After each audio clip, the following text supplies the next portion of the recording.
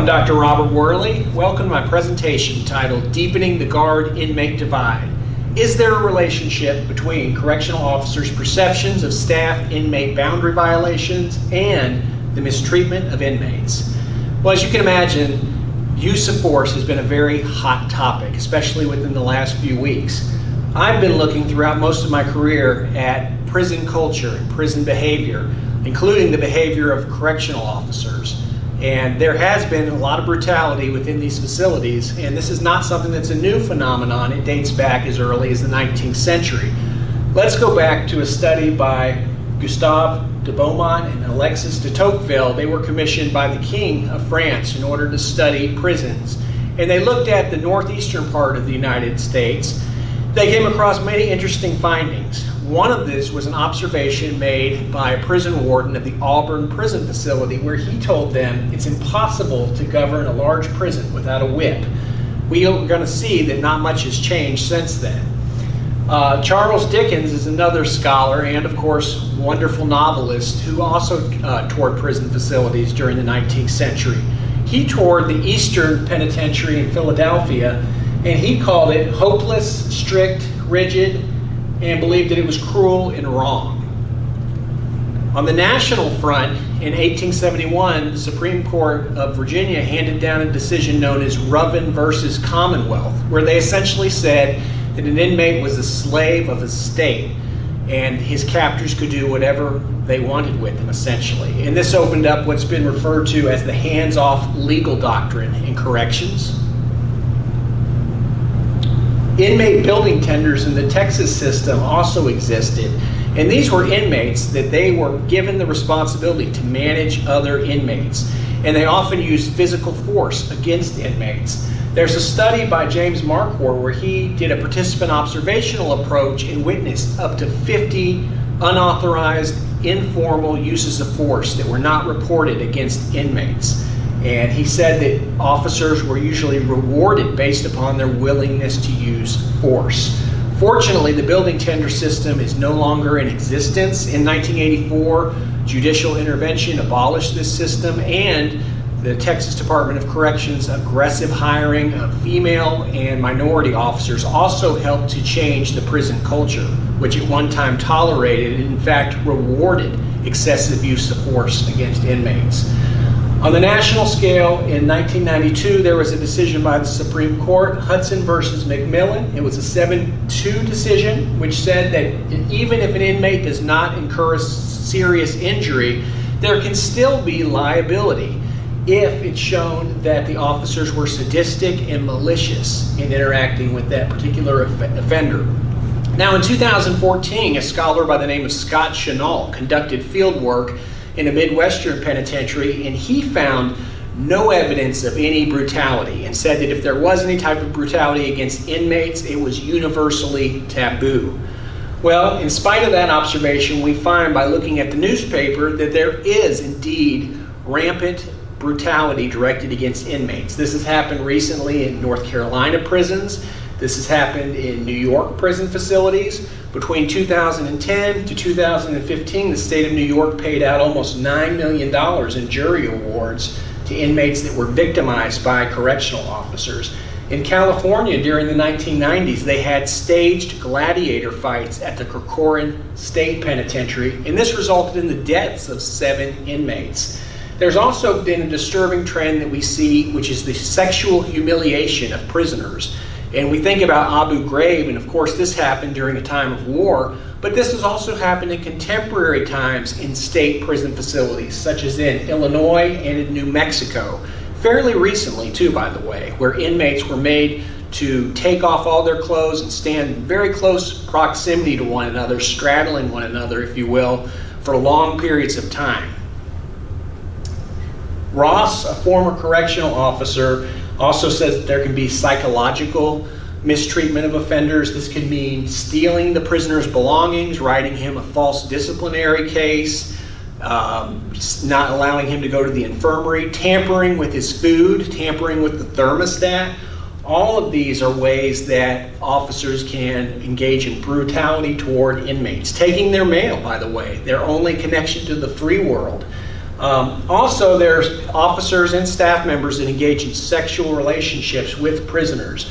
The National Institute of Justice has reported that 2.3% of adult inmates may have had a voluntary sexual relationship with a prison employee at some point. Now, we know that inmates cannot consent to a sexual relationship, yet this is still something that's happening and they're being victimized in that sense. I was involved in a study several years ago where we uncovered in our sample 14% of the inmates claimed that they had had a sexual relationship with a correctional employee. So this is rampant everywhere you look in states all throughout the country. Okay? When these relationships do happen, there's an 84% likelihood that the inmate is a male and the employee is a female. And that's probably because of the disproportionate amount of males in penitentiaries, up to 93%. So the numbers are probably what's motivating that to happen. This is Joyce Mitchell, and you may remember in 2015 she aided and abetted an escape and had sexual relationships with two men that were prisoners. This created a huge outcry in the media and an interest in what are known as boundary violations, also referred to as inappropriate relationships. Boundary violations are behaviors that blur or minimize or disrupt the professional distance between correctional staff members and prisoners. Well, after this incident at the Clinton County Correctional Facility, relationships between correctional officers and inmates soured almost immediately. Correctional officers even had to disperse live ammunition, which is very rare. And so my hypothesis is that if correctional officers perceive that boundary violations are rampant between their coworkers and inmates, will this cause that particular officer to possess attitudes which are more likely to condone the abuse or brutality toward inmates? It's kind of a vigilante hypothesis, if you will. Perhaps this is an attempt by the officer to try to gain some semblance of control when they feel that their coworkers are crossing the line and behaving inappropriate with inmates. So the dependent variable for this particular study is looking at respondents' willingness to use brutality or to ignore acts of brutality. The independent variables are boundary violations committed by their coworkers, pay concerns, job satisfaction, supervisor support, family support, work stress, and then also we looked at some of the usual suspects like age, race, job tenure, education. And these were more as control variables rather than as explanatory variables. And so these surveys were conducted within one of the regional training programs at the Texas Department of Criminal Justice. And I collected 501 surveys for a response rate of 7.9%. Excuse me, for a response rate of 79.5%, big difference.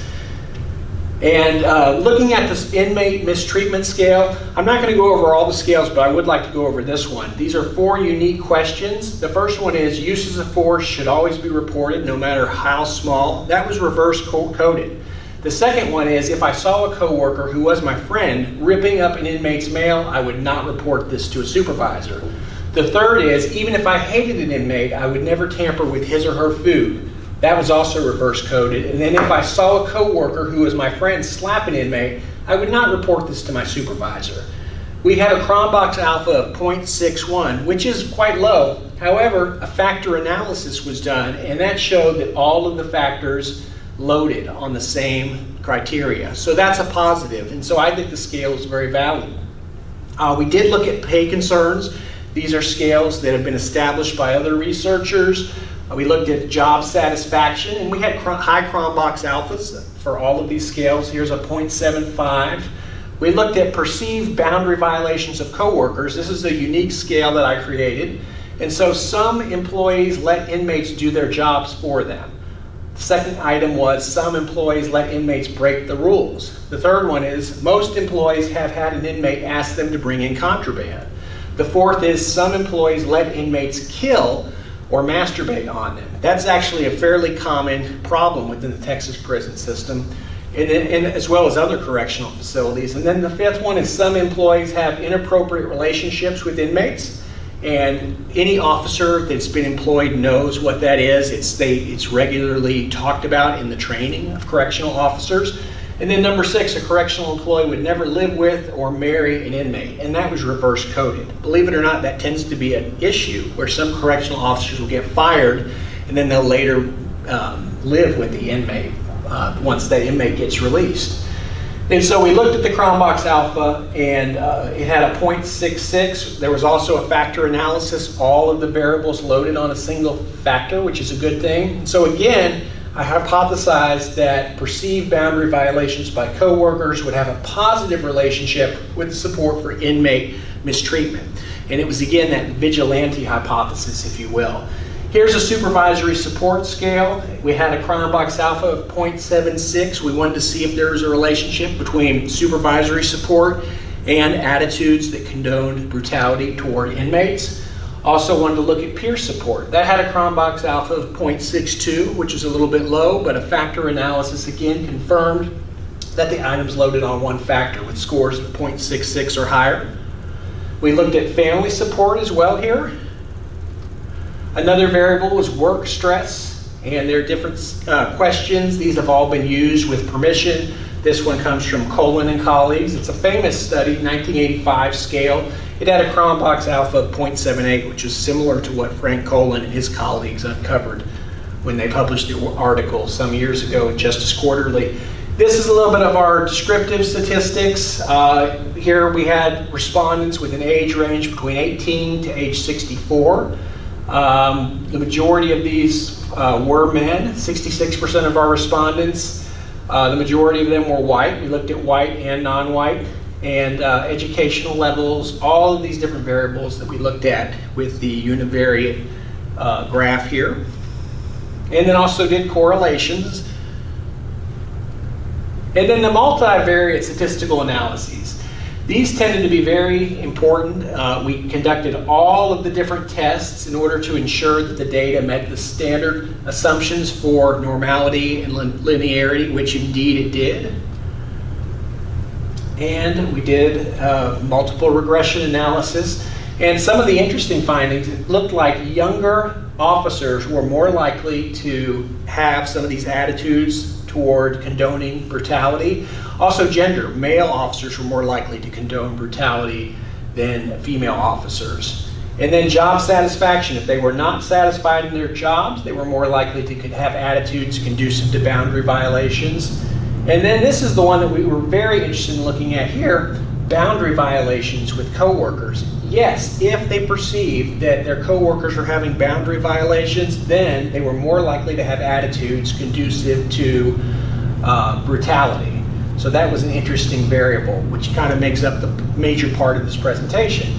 Supervisor support. If they didn't feel supported by their supervisors, they were more likely to have attitudes conducive to brutality. And family support. If they didn't feel supported at home, they were more likely to have attitudes conducive to brutalizing inmates. And so let's look at the discussion.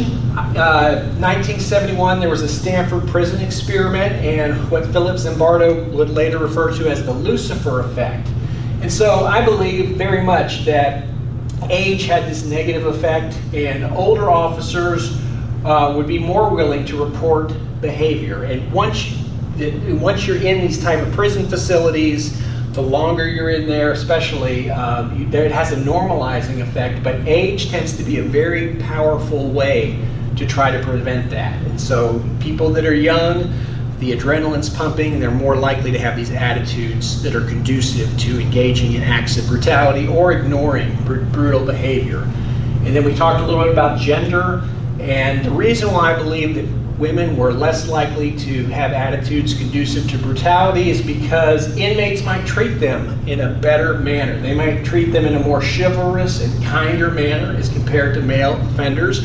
So their experience is better dealing with inmates, and therefore they're not likely to harbor any anger towards inmates. And then also they may be socialized to be more compassionate and more, rather than being aggressive and control-oriented. So they may be more effective in these usage of interpersonal skills and not having to rely upon force or threats of force or informal controls that the male colleagues will. Okay. Job satisfaction also had a negative effect. So if you were satisfied it means that you don't have this need to dominate or humiliate other people, which is often a sign of somebody that has an unhealthy, possibly sadistic personality.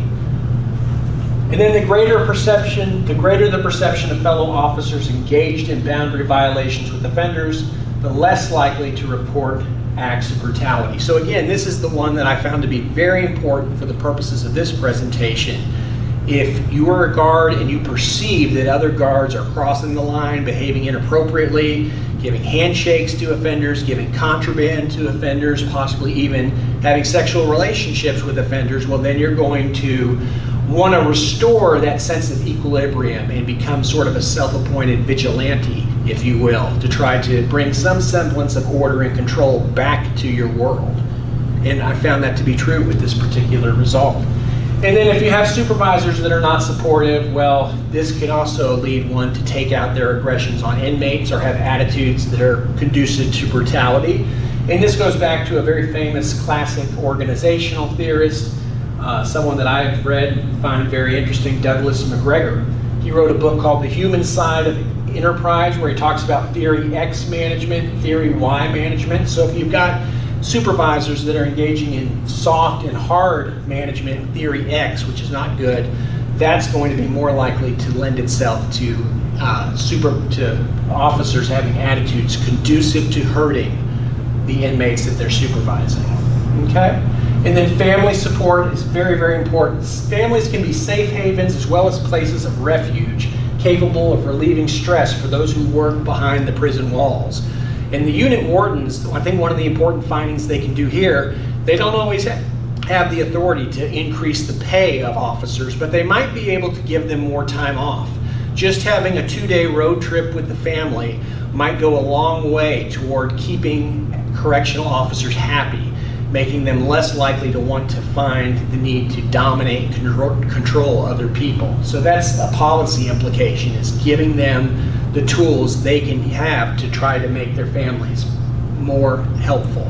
And I think a pay raise also would be something that could help, because the more money you have, generally the more likely you're going to be able to take road trips. And that can make for a better experience, not only for the officers, but also for the inmates.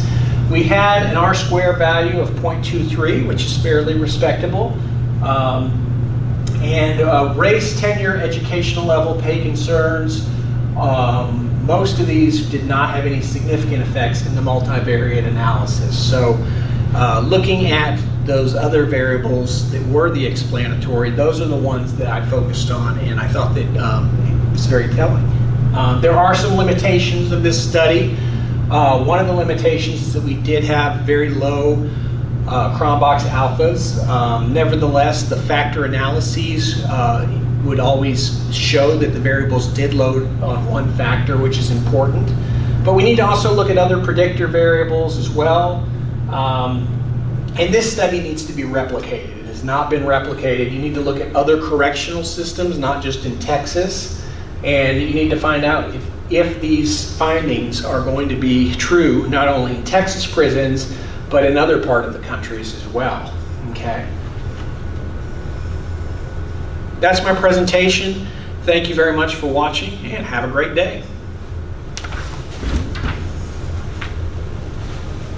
Oops.